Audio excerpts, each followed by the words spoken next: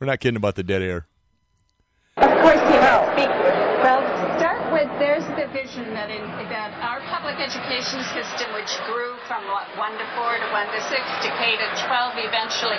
Now it's the price of admission to this 21st century economy is post-high school education. Okay, first of all, no, it isn't.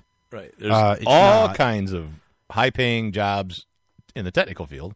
Yeah, without a 4-year college degree. Right. You can get a certificate. You can get on-the-job training. You can get 2-year, degrees to go and do all kinds of stuff. And, I mean, I think the bigger point is the reason that she's saying it's that the 4-year degree is the ticket to the economy. The new the new high school It's degree. the same reason that the diploma is the ticket, is because it became mandated and became worthless, right? I mean, that's what happens. You mandate, everyone has it. It's the ticket to get into the economy. Now everybody has one, right. So there's nobody being differentiated from anybody else. Yeah, they dilute it, and so it means nothing.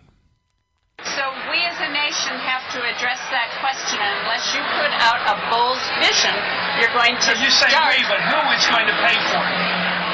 The people of Wisconsin, and he's put out or the people of the United States, and he's put out a plan for where that's going to come People are watching right now. Their parents who help the kids with college, they can't help all the way. Young people coming out of college who owe a lot of money. Tell them where the money's coming from. When everyone is paying their fair share of taxes, and when we set the priorities as a nation for... And who decides what a fair share is? Well, she does. Okay. Well, I think Bernie has a pretty good idea. Yeah, a fair share. The rich pay a lot. Uh-huh. And the poor pay none. Isn't that fair? And the middle class pay, some. Look, I think that's fair. Yeah. The rich are getting the good blood. Yeah, well, that is true. You don't know where it's coming from. I don't have to write it. You have to tell me where the money comes from. Where is it coming from? It will come from the government budget where we have money. What's the deficit right now?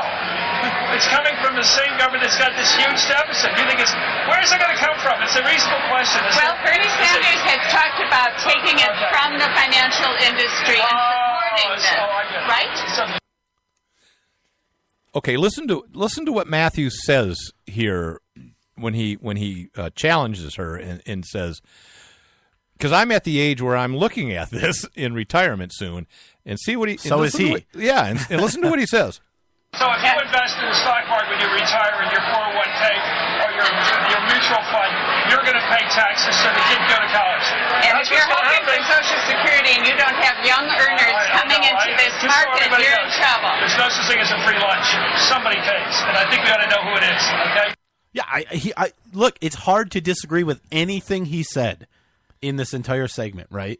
Yeah. It's like a switch got flipped. He grew up, and it may be, I think he's a Hillary supporter, Clinton supporter, so that's a part of it. It may be that he's saying, gee, I'm going to retire. This guy's talking about taking my retirement, the thing that I worked my entire damn life to build so I could retire, and he's going to take some of that. And of course, being the good liberal she is, she turns to, you said retirement, so I talk about Social Security. And you... And we pay into Social Security as well. I mean, sure, so there's some of that too. But we already know that you shouldn't count on that too much, right? I talked to a guy this week, a business owner, was complaining about the government, which I don't blame him, had worked 15 or 20 years with a gas station convenience store, bought it. He and his wife worked hard, built it up, improved it, sold it, and his capital gains tax was $290,000 on his business. Now sold it for like $1 million. Yeah, it was like $1.3 million. Yeah. Uh-huh. But the thing is, he'd been paying taxes on all of his income and all this other stuff all along, and all of a sudden he makes some money on what he invested and worked hard in, and they take almost $300,000 from him. Yeah, that's insane. So that's the kind of people you're taking money from.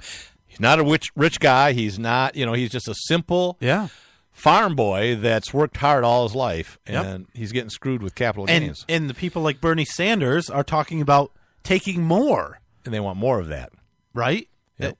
It's crazy. When it's does it absolutely stop? crazy. That's the problem. I can't believe that Chris Matthews. I mean, like I said, it's really hard to disagree with anything he said. Well, why is he? Oh, you said because he supports Hillary. He's trying to make everybody. Yeah, I don't know about that. But well, that's how it is. I mean, that's how it is. Or because some of it show. Look, he's saying you don't have a. Well, yeah, that's Could some be of it acting. for sure. They couldn't get anyone that actually disagreed with him, so they had to get a Sanders supporter. No, but his bit is being, moderate. Well, like liberal. I said, he treated her like he treated Rand Paul. For the opposite reason, though, that's what's bizarre about it. Because a year ago, he was a huge Obamacare supporter. Right. There's no such Lots thing of as taxes. a free lunch. Right. And all of a sudden, what's the difference? Yeah, there isn't. You can ask the exact same questions about that. Right. That's what I hate about some of these people is their inconsistency in their logic and their flip flopping. Yeah, it's crazy. Let's go back up here. We got what do you want to? What you want to talk about the runner or Raven Simone? She said no. some Let's good stuff. we'll save the KKK. soundbite. Did you see after that? the break? We'll do that. Did you see the that? KKK? University of Indiana. This was horrible, by the way. Oh, I absolutely think horrible. I think what they should do is ban KKK hoods and outfits, robes. Well, robes. This person didn't have a hood. All right. So. Really? Yeah. The University of Indiana sent out an alert to everybody, professors, students, RAs on dorms were sending this out, and it says, there is a KKK member walking around with white robes and a bullwhip. He's got this whip. It's a weapon. So if you don't have to go out, stay in your room and lock your doors. And because there's mother rapers and father stabbers out there, and there's a KKK person, and they've got a whip. They've been on campus before, but they've never had a weapon before. Right. So we're all scared. And they said there's nothing we can do. The campus police can't do anything because it's the First Amendment. Yep. He can be out there. Absolutely. Okay. And it's horrible. Yeah. Until someone finally took a picture of this KKK member at a store. Getting some, it was a restaurant.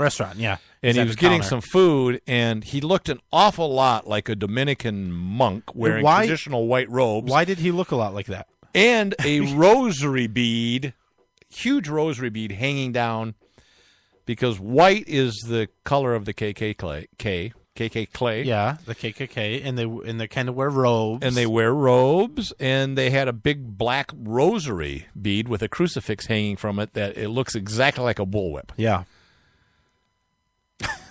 What was really sad is the guy who wrote the article of this was a student there, and he talked to the guy, the Dominican priest, and he said, the priest says, oh, yeah, this has kind of happened before. But he says, I've never had an alert go out on me. Yeah, well, okay. So that's where I see the problem is, right? I am no supporter of KKK. Well, but no. Just because there's a KKK member or a member of any group Yeah. that you don't like and don't agree with. Like the Hitler Youth and the brown shirts or something like that. Whatever. Around, yeah. I those horrible militia guys in their camo. Exactly. Yeah. Democrats. I know. Democrats wearing like a tie-dye D-shirt and blue jeans Why do you with send, bell bottoms? Why do you send an alert out to everybody about somebody and say they're there legally so he can't do anything? What's the point of sending the alert? It's a warning. It would be like Secondly, a guy who was open carrying a handgun that's It's legally to do, but just as irrational. Yeah. But my second point is related to that. If he does in fact have a bullwhip, and that in fact does pose a threat, wouldn't it be really nice if people on campus could carry guns? yeah, to protect themselves. Yeah, because if I'm like weighing the odds of a confrontation between a bullwhip and a firearm. Ladies and gentlemen, at 6 o'clock last night, I hate to report that a man went around and killed 15 people with a bullwhip. It took him 2 hours per It took person. him 2 hours and 57 minutes, and several people have said to him, stop doing that. Stop doing that. For God's sake, stop doing that. The police showed up at 3 hours and 15 minutes after the call. Oh, boy. Now we're going to get letters. Now, Detroit. I don't. Yeah, that is. Is there anybody dead, ma'am? Are there shots fired? All right, we'll be there in 2 weeks. Yeah. Well, And they've actually said that. I know. Maybe not 2 weeks, but yeah. No, 2 weeks. And so people in Detroit now are reporting shots fired to get the police there because someone stole their car. Right. They don't show up. Yeah, it's too bad. We were in Detroit this weekend. We were in Detroit. We drove around. I don't know why. We went to pawn shops. We went. It was fun. It was a lot of fun. We were armed. Very. And we went to Hardcore Pawn, the true TV we did. TV reality show, and we saw the guys there, and one of our friends has got his picture taken with him. Did, yeah, it was his birthday. You know, I like the son.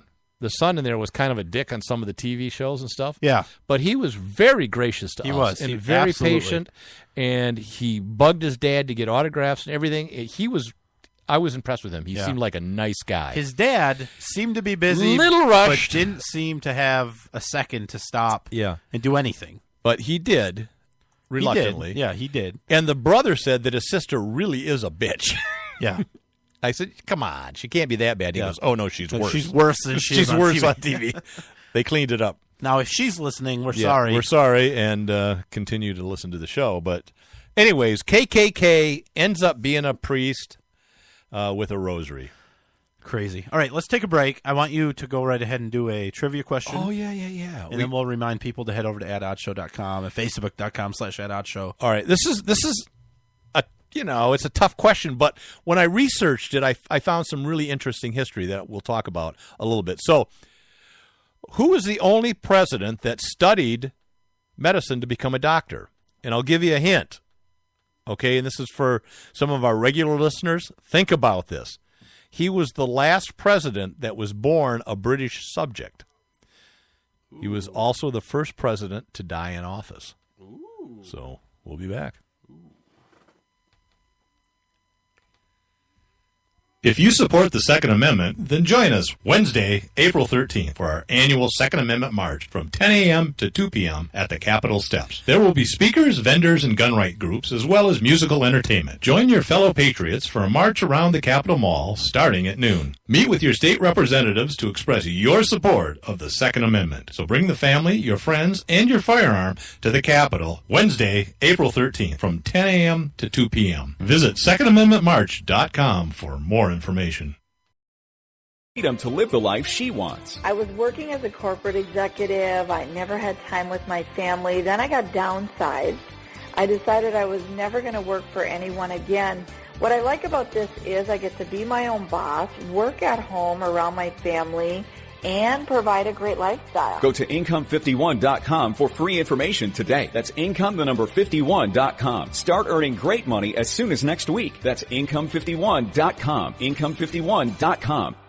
Did you ever look at the stains in your coffee cup and then realize that's exactly what happens to your teeth? PowerSwabs is the 5-minute solution to get your teeth white without visiting the dentist. This is John Greenhut, the CEO of PowerSwabs. And if your teeth are stained from coffee, tea, or smoking, all it takes is 5 minutes with PowerSwabs. In 5 minutes, you'll see an average of 2 shades whiter teeth, and in 7 days, 6 shades. It's clinically proven to whiten natural teeth as well as caps and veneers. The secret is a tooth detergent that was developed by Dr. Martin Ginniger that lifts stains off of your teeth. Best of all, there's no messy strips or trays that you have to leave in your mouth for an hour. Just swab your teeth for 5 minutes and you're done. To try PowerSwabs risk-free, call 1-800-679-0476. That's 1-800-679-0476. I guarantee your bright white smile will have your friends talking about how great you look. Try it risk-free today. 1-800-679-0476. That's 1-800-679-0476.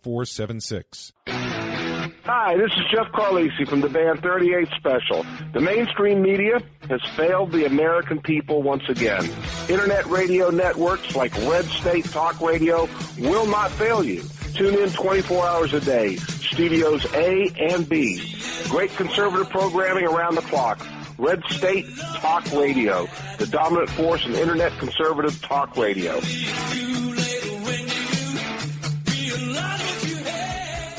Here's George Foreman with InventHelp. Hi, I'm George Foreman. Do you have an idea for a new product or invention? People ask me all the time, George, how do I get my idea in front of companies? How do I get a patent? What do I do next? Do you have the same questions? I'll tell you like I'll tell them all. Call my friends at InventHelp. Call InventHelp today for free information. InventHelp has been helping inventors for more than 30 years and has sales offices